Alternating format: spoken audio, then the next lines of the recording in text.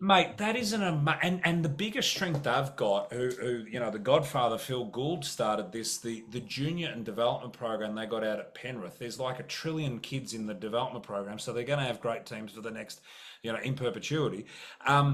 But the amount of kids they have out there in the Western Suburbs play rugby league, huge.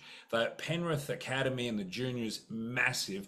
And the fact you've got them, and I saw that they've got you up in lights, like, you're like their main partner, you're their main sponsor for Penrith Juniors Rugby League.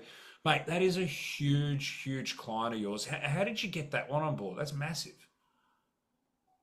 And one of the big things, being I'm an AFL based, and the majority of our people are AFL backgrounds. Mm, Stephen Triggs, actually the chair of our board, who CEO of the Crows for mm, probably 15 years and Carlton for 6. So we are predominantly AFL based. One thing that opened our eyes really early was the size of rugby, especially at the junior level. yeah. You deal with, and probably how they do it. Like, for instance, pick a team in the AFL. Unfortunately, I'm a Carlton supporter.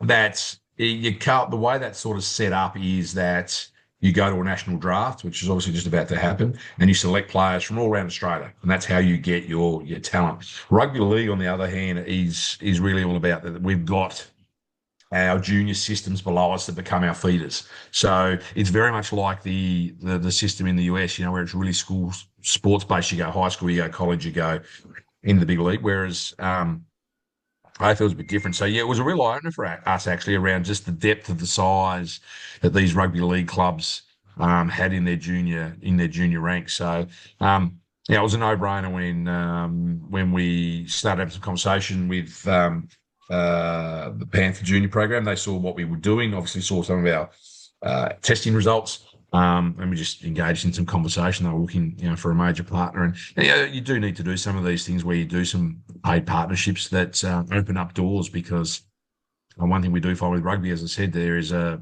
longer history of helmets being worn in the game. I mean, some of Jonathan Thurston, some of the most elite players of all time. Wore some helmets, so it's not like it's more recognisable than take AFL for example. And then when we start talking to them and the numbers that they could purely put up around how many they got in their junior program, I think they're over 10,000, for example, just at the Panthers. So